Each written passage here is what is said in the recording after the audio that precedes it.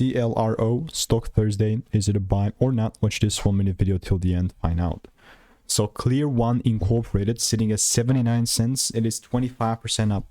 From what I can see, is just, this is crazy, but the price, everything kind of got shifted. So let's just correct this thing.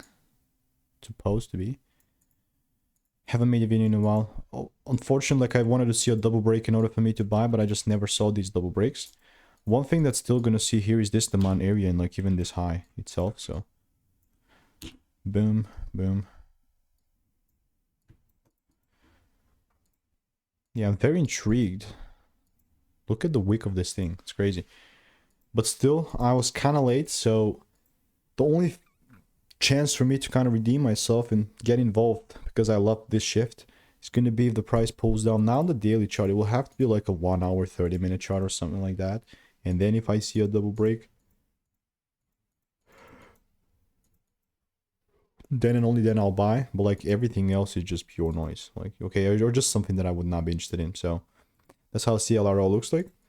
In the meantime, all I'll keep doing is I'll just keep waiting.